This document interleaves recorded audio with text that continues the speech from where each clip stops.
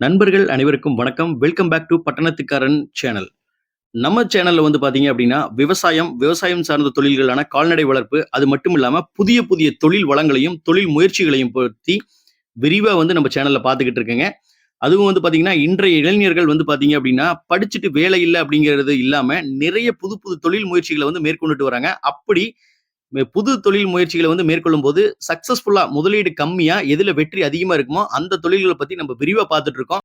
இல்லத்தரசியா இருக்கக்கூடிய ஒரு பெண்மணியானவங்க ரொம்ப அருமையா சக்சஸ்ஃபுல்லா ஒரு நாட்டுக்கோழி பண்ணையை நடத்திட்டு இருக்காங்க. அவங்கள சந்திச்சு அவங்க எப்படி தொழில் செய்யறாங்க, என்னென்ன முறையில செய்யறாங்க அப்படிங்கறது எல்லாத்தையும் முழுமையா கேட்டு தெரிஞ்சுக்கலாம் வாங்க.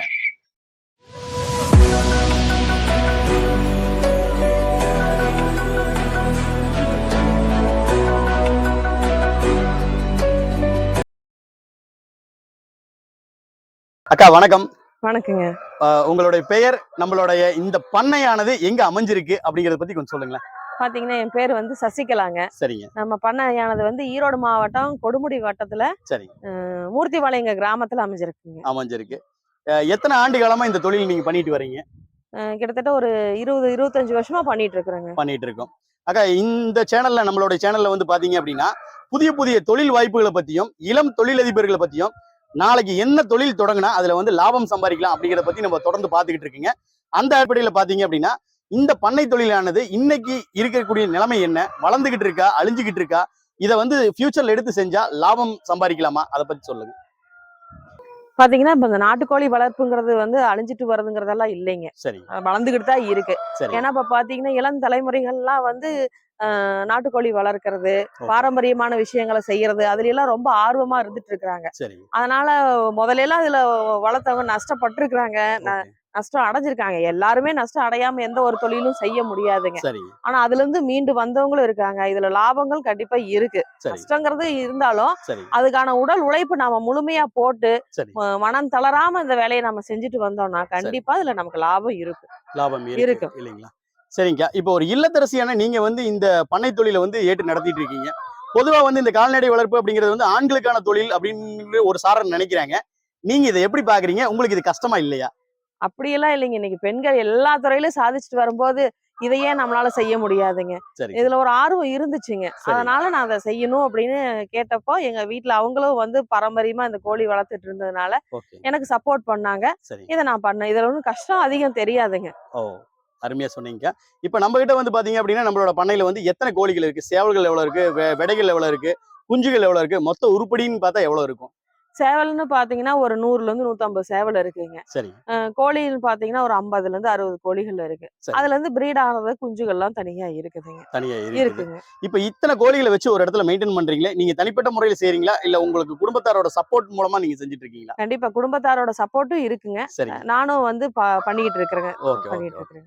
இப்போ வந்து பாத்தீங்க அப்படின்னா, இத்தனை கோழிகளை வச்சு நீங்க மெயின்டைன் பண்றீங்க. இதுக்கு வந்து மருத்துவம் எல்லாம் வந்து எப்படி, நாட்டு மருத்துவங்களா, இயற்கை மருத்துவமா, எது செஞ்சுட்டு இருக்கோம்? நம்ம இயற்கை மருத்துவம் தான். பாத்தீங்கன்னா நமக்கு நம்ம வீட்டுல இருக்கிற பொருட்களை வச்சுதாங்க அதுக்கு நாங்க மருந்து கொடுத்துட்டு இருக்கிறோம். சளி பிடிச்சாலோ, சீதோஷ நிலை காரணமா சளி பிடிச்சாலோ, எது பண்ணாலும் வீட்டுல இருக்கிற நம்ம பக்கத்துல கிடைக்கிற கீரை, குப்பமேனி கீரை, கீழா நெல்லி, மஞ்சள், பூண்டு, இதெல்லாம் வச்சு நாங்க மருந்து நாங்களே வீட்டுல தயார் பண்ணி கோழிகள் கொடுத்துட்டு இருக்கிறோங்க. இப்ப இந்த வியாபாரத்தை பத்தி பேசலாங்க. இந்த வியாபாரம் அப்படின்னு வரும்போது இந்த கோழி வளர்ப்பான வியாபாரத்தை நீங்க வந்து உள்ளூர்ல செய்யறீங்களா, இல்ல வெளி மாநிலங்களுக்கு அனுப்புறீங்களா, எப்படி செஞ்சுட்டு இருக்கீங்க, எது வந்து லாபகரமானதா இருக்கு? பாத்தீங்கன்னா உள்ளூர்ல கேக்குறவங்களுக்கும் கொடுக்குறோங்க. வெளி மாநிலத்துல கேக்குறவங்களுக்கும் நாங்க வந்து டிரான்ஸ்போர்ட் த்ரூ ட்ரெயின் மூலியமா அனுப்பிச்சு விட்டுட்டு இருக்கிறேங்க. யார் எந்த விதத்துல கேக்குறாங்களோ நாங்க அதுக்கு தகுந்த மாதிரி பண்ணிட்டு இருக்கிறேங்க. எது லாபகரமா இருக்குங்க, உள்ளூர் வியாபாரங்களா இல்ல வெளி மாநிலங்களுக்கு அனுப்புறதுங்களா? ரெண்டுமே லாபமா தான் இருக்குதுங்க. இதுல பிரிச்சு பாக்குறதுக்கு ஒண்ணும் இல்லைங்க. நம்ம வந்து வெளி மாநிலத்துக்கு அனுப்பும் போது நமக்கு கொஞ்சம் செலவுகள் தான். இருந்தாலும் நம்மளோட வியாபாரம் வந்து வெளியில வரைக்கும் பறந்து விரிஞ்சு போகும். நம்மளோட பெயர் எல்லாருக்கும் தெரியுங்க. சரிங்க. இப்ப வந்து இந்த கோழி பண்ணை அப்படிங்கிற விஷயத்தையோ, இல்ல கட்டுத்தரை அப்படிங்கிற விஷயத்தையோ தொழில் முறையில ஒருத்தங்க எடுத்தா சக்சஸ் பண்ண முடியுங்களா எதிர்காலத்துல? கண்டிப்பா பண்ண முடியுங்க. சரிங்க. ஆரம்ப காலத்துல பாத்தீங்கன்னா பெருசா ஆரம்பிக்க கூடாதுங்க. சின்ன லெவல்ல ஆரம்பிச்சு ஒரு 4 கோழி 5 கோழியில ஆரம்பிச்சு அதுல நம்ம வளர்த்தி அதுல எல்லா அனுபவங்களையும் நம்ம ஓரளவுக்கு தெரிஞ்சுக்கிட்டு நாம வந்து கொஞ்சம் கொஞ்சமா நம்ம படிப்படியா நம்ம பெருசு பண்ணணும் அப்படின்னா கண்டிப்பா லாபம் இருக்குங்க. அதுக்கு முழுமையான நம்ம உடல் உழைப்பு, அர்ப்பணிப்பு கொடுக்கணுங்க. சரிங்க. இப்ப நீங்க ஒரு பெண்மணியா இருக்கிறனால நான் உங்ககிட்ட கேட்கிறேன். உங்கள மாதிரி இல்லத்தரசிகளுக்கோ இல்ல பெண்மணிகளோ வந்து பாத்தீங்க அப்படின்னா இந்த கால்நடை வளர்ப்பை எடுத்து நடத்தும் போது அதில் இருக்கக்கூடிய இடர்பாடுகள் என்னன்னு சொல்லுவீங்க? பிரச்சனைகள். பிரச்சனைகள்னு பார்த்தீங்கன்னா, சீதோஷண நிலை தாங்க. வேற சரி. ஒண்ணும் கிடையாது. சரி. கோழிகளுக்கு வந்து இந்த சீதோஷண நிலை மாறும்போது சரி. நோய்வாய்ப்படும். ஓகே. அத வந்து நாம எப்படி வந்து சரி பண்ணணும் அப்படிங்கிறத நாம தெரிஞ்சுக்கிட்டு பண்ணனோம்னா, சரி. ஒரு பெரிய விஷயமா இருக்காதுங்க. ஓகே. இடர்பாடுகள் வரத்தான் செய்யும். அத நம்ம எப்படி ஹேண்டில் பண்றோம் அப்படிங்கிற ஒரு விதம் இருக்கு. அத தெரிஞ்சுக்கிட்டு பண்ண ஆரம்பிச்சோம்னா, சரி. அத நம்ம சக்சஸ் பண்ணிடலாங்க. சக்சஸ் பண்ணிடலாம். பாத்தீங்கன்னா, எனக்கு இடர்பாடுகள்னு பாத்தீங்கன்னா நெறைய இருக்கு. சரி.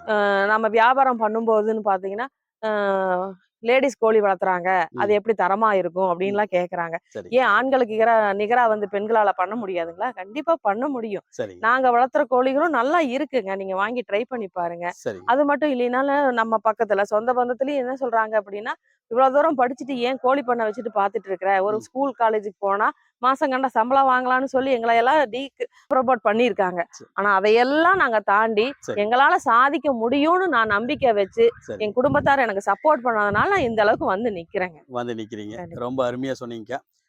இப்ப வந்து பாத்தீங்க அப்படின்னா, ஒரு கோழிப்பண்ணை அப்படிங்கிறது வந்து நிறைய வகைகள பண்ணலாம். அதாவது ஆள்கூள முறையில பண்ணையா வச்சு கோழிப்பண்ணை நடத்துறது, இயற்கையான மேய்ச்சல் முறையில நடத்துறது, அதுக்கப்புறம் வந்து பாத்தீங்கன்னா, நம்மள மாரி வந்து ஒரு கட்டுத்தரையா அமைச்சு அதுல வளர்த்துறது. இதுல வந்து எது லாபம் அதிகமா இருக்கும்னு நினைக்கிறீங்க? அதே மாரி நம்ப பண்ணையோட ஒரு வருமானம்னா, ஒரு மாதத்தோட வருமானம் அப்ராக்ஸிமேட்டா எவ்வளவு இருக்குங்க? பாத்தீங்கன்னா, அந்தந்த இடத்துக்கு தகுந்த மாதிரி நாம வந்து கோழிகள வந்து வளர்த்திக்கலாங்க. சரிங்க. இப்படி வளர்த்தலாம், அப்படி வளர்த்தலாம். எப்படி வேணாலும் நம்ம கோழி வளர்த்தலாம். ஓகே.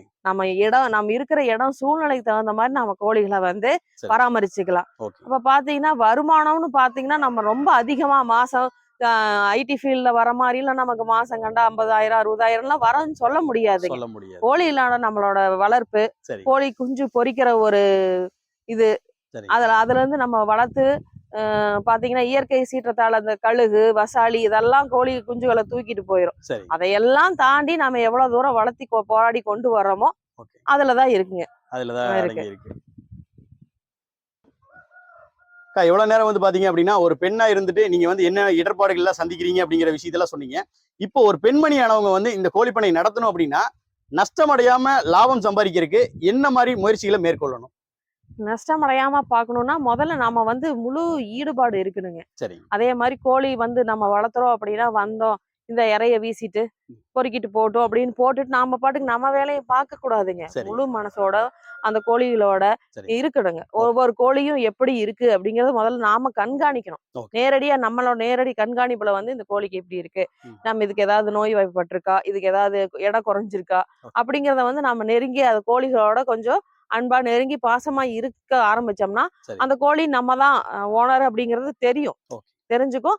அது அது மூலியமா நம்ம பண்ணும்போது, நம்ம கோழிய பார்த்த உடனே தெரிஞ்சுக்கலாம். ஓ! இதுக்கு ஏதோ நோய் இருக்கு. நம்ம இத ஓகே. உடனே ரெடி பண்ணிறலாம் அப்படின்னு தெரிஞ்சுக்கலாம். சரி. அப்படி இருந்தோம்னா, நம்ம வந்து நஷ்டத்த தடுக்கலாம். ஓகே. தனிப்பட்ட கவனம் வேணும் அப்படிங்கிறீங்க. கண்டிப்பா தனிப்பட்ட கவனம் வேணும். அக்கா இப்ப எத்தன கோழிகள்ல ஆரம்பிச்சீங்க? எத்தன வருஷத்துக்கு முன்னாடி ஆரம்பிச்சீங்க? இன்னைக்கு உங்க கட்டுத்தரையோட நிலை என்ன? அத பத்தி சொல்லுங்க. பார்த்தீங்கன்னா, நாங்க ஒரு 4 கோழியில ஆரம்பிச்சதுங்க. சரி. அதான் 20, 25 வருஷத்துக்கு முன்னால ஆரம்பிச்சதுங்க. ஓகேங்க. இப்ப நாங்க வந்து கடினமான ஒரு உழைப்புனால, சரி. இன்னைக்கு பார்த்தீங்கன்னா, ஒரு 150 சேவலு, ஆ. 60 கோழிகளோட நாங்க பண்ணிட்டு வச்சிருக்கோம். இருக்கோம். எவ்வளவு ரூபாய் முதலீட்டுல ஆரம்பிச்சதுங்க இந்த பண்ண? முதல் முறையா? முதலீடுன்னு பார்த்தீங்கன்னா, அப்பல்லாம் கம்மிதாங்க. ஓகேங்க. பார்த்தீங்கன்னா, ஒரு 20,000, 30,000த்துல ஆரம்பிச்சது. ஆரம்பிச்ச ஒரு பண்ணை. இன்னைக்கு நம்ம பண்ணையோட மதிப்புன்னா எவ்வளவு சொல்லலாங்க? இதுக்கு மதிப்பீடு சொல்றதுக்கு இல்லைங்க. சரி. சொல்ல முடியாது. அந்த அளவுக்கு நம்ம வந்து உழைப்ப போட்டு பண்ணியிருக்கோம்னு வைங்களேன். அப்படிங்களா? ம். சரி. அக்கா ஒரே ஒரு கேள்வி. சரி. இப்ப வந்து பாத்தீங்க அப்படின்னா, இந்த நாட்டுக்கோழி பண்ணையிலிருந்து வரக்கூடிய வருமானம் நமக்கு போதுமானதா இருக்கா? இல்ல இத வந்து இது போக வந்து நம்ம அதிக வருமானம் பெறணும் அப்படின்னா என்ன செய்யலாங்க? வருமானம் அப்படின்னா, நம்ம நம்ம தேவைக்கு போதுமானதா இருக்கு. இதுல சரி. நாம அதிகமா லாபம் பார்க்கணும் அப்படின்னு நாம நெனைச்சோம் அப்படின்னா, சரி. இது பத்தாது ஓகே. அப்படின்னு நெனைச்சோம் அப்படின்னா, நமக்கு இட வசதி இருந்துச்சுன்னு வைங்க. சரி. ஏதோ ஒரு நாய் வளர்த்தலாங்க. ஓகே. நாய் வளர்த்தலாம்.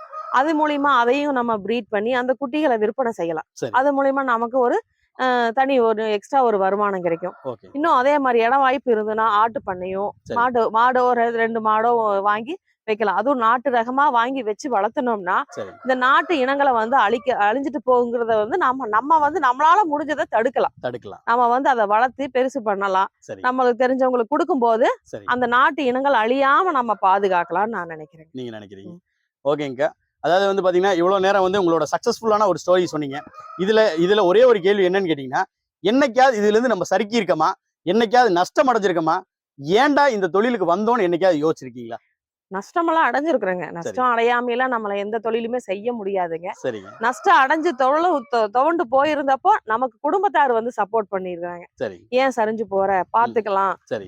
நாங்க உனக்கு உதவி பண்றோம் சரி. அப்படின்னு சொல்லி என்ன வந்து கை தூக்கி விட்டுருக்காங்க. சரி. அந்த கஷ்டத்துலயும் எங்க குடும்பம் எனக்கு உதவி பண்ணிருக்குது. முழுக்க உதவி பண்ணிருக்காங்க. பண்ணிருக்காங்க. என்னைக்காவது இந்த தொழிலுக்கு வந்திருக்கு, ஏன் வந்தோம் அப்படிங்கிற எண்ணம் உங்களுக்கு தோன்றி இருக்கா? இல்ல, கண்டிப்பா இல்ல. இது வரைக்கும் இல்ல, கண்டிப்பா இல்ல. இல்ல. ரொம்ப அதான் நான் சொல்றேன். ரொம்ப ஆர்வமா செய்ய ஆரம்பிச்சதுனால, சரிங்க. இதுல எவ்வளவு கஷ்டம் வந்தாலும் அத பாத்துக்கலாம் அப்படிங்கிற ஒரு தைரியத்தோட பண்ணிட்டு இருக்கிறேங்க. ஓகேங்க. ஒரு சாதனை பெண்மணியா நீங்க வந்து இவ்வளவு அற்புதமான ஒரு கட்டமைப்பு இருக்கக்கூடிய ஒரு கோழிப்பண்ணை நடத்திட்டு வருது, ஒரு கட்டுத்தரை நடத்திட்டு வருது, எங்க எல்லாத்துக்கும் ரொம்ப சந்தோஷம்க்கா. புதிதா உங்களை மாதிரி ஒரு பெண்மணியானவங்க இல்ல ஒரு இல்லத்தரசியானவங்க ஒரு கோழிப்பண்ணை ஆரம்பிக்கணும்னா அவங்களுக்கு நீங்க கொடுக்கக்கூடிய அட்வைஸ் என்னவா இருக்கும்?